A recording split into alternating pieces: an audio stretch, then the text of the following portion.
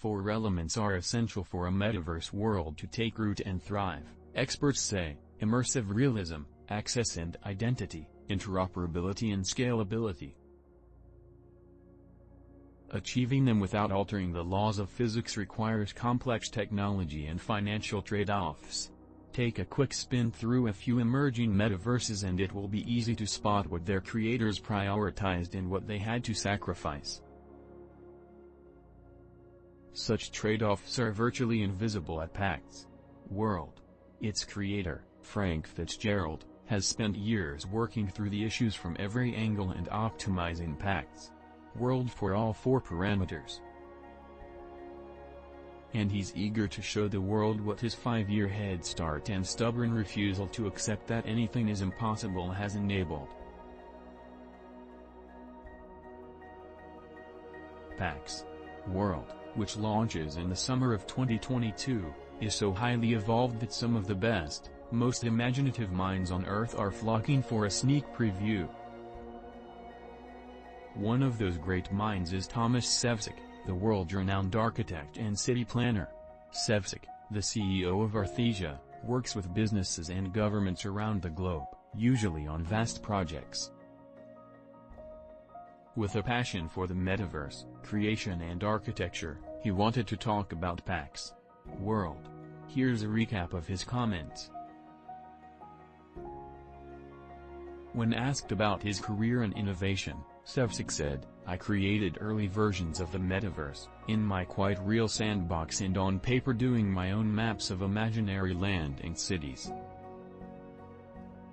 From there on it was easy." His modesty belies significant professional achievements. "I'm lucky enough to be an entrepreneur as well as being involved in many outstanding international projects. Some are very large, like creating entire urban districts in many parts of the world, while others are exciting like branding worlds and experiences. Some are unique, private cities and contrarian investments come to mind." The conversation moved to crypto, metaverse and Sevcik's involvement in the financial revolution. "In the early days, I sort of watched from the sidelines. I'm keen on questions surrounding sovereignty, special zones and alternative governance ideas, so I looked at it from that angle.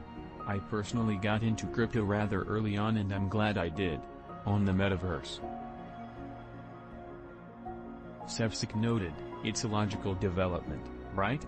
Humans are naturally curious creatures who expand their horizons constantly and then want more. A metaverse isn't unreal or inhumane. In fact, it's deeply human and totally real, creating worlds and experiences on a new level. Utopian and pragmatic at the same time." Sevcik's view is a unique and humanistic outlook on the metaverse. He argues that the metaverse is an opportunity to celebrate the human experience, through Pax.world, in ways not possible in the real world. Pax.world isn't just ready to be used, but it's ready to innovate upon the physical world, he said. As Secvik puts it, learning in the metaverse holds the extraordinary potential to improve many of the societal challenges people are struggling against in the real world. The metaverse asks compelling questions of our real world, Sevcik claims. Narrative around spatial planning, the idea of quality and uniqueness, for instance, immediately gets explored when working in the metaverse. He's convinced that Pax.world is nothing less than the dawn of a new age of D. It actually means repositioning cities, companies and organizations. "I'm already working on immense real-world projects explicitly linked or augmented with vectors, dimensions, extensions into or with the metaverse." Sevcik is certain the Pax.world project is ready and exactly the right vehicle to Pax.world, with a realistic style based on reality, low system requirements. It can be accessed with a $300 Chromebook, a complex ecosystem with unparalleled possibilities and a growing community-driven world, fulfills the areas of progress. Pax.